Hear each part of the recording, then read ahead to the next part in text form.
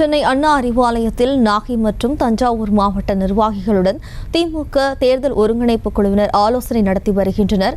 கூடுதல் விவரங்களோடு நமது செய்தியாளர் பாரி கார்த்திக் இணைகிறார். வணக்கம் பாரி கார்த்திக், விவரம்.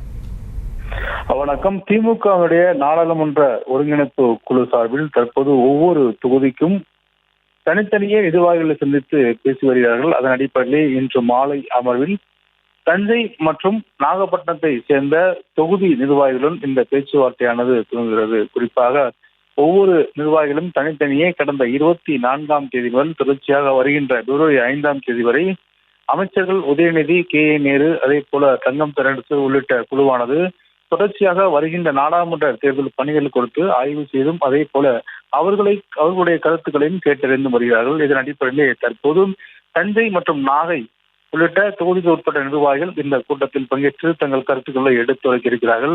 தொடர்ச்சியாகவே இந்த கூட்டமானது வருகின்ற 5ஆம் தேதி வரை நடைபெறுகிறது. குறிப்பாக ஒவ்வொரு தொகுதிக்குள்ளுப்பட்ட பிரச்சனைகள், அதே போல தங்கள் விரும்பும் வேட்பாளர், அதே போல தங்களுக்கு இந்த முறை யாருக்கு ஒதுக்க வேண்டும் உள்ளிட்ட பல்வேறு விஷயங்கள் நிர்வாகிகள் நேரடியாகவே தங்கள் தலைமைக்கு எடுத்துக் கொள்கிறார்கள். அதே போல ஒவ்வொருவரும் தலைமை எந்த ஒரு சண்டையும் இல்லாமல், அதே போல எந்த ஒரு பணக்கசப்பு இல்லாமல் அனைவரும் ஒற்றுமையுடன் இந்த தேர்தலை சந்திக்க வேண்டும் என்றும் தொடர்ச்சியாக அறிவித்து வருகிறார்கள். அதன் அடிப்படையில் தற்போது நடைபெறும் இந்த கூட்டத்தில் தஞ்சை மற்றும் நாகை தொகுதியைச் சேர்ந்த நிர்வாகிகள் தற்போது அறிவாலயத்தில் தேர்தல் ஒருங்கிணைப்பு குழுவுடன் சந்தித்து தங்களுடைய கருத்துக்களை தெரிவித்து வருகிறார்கள்.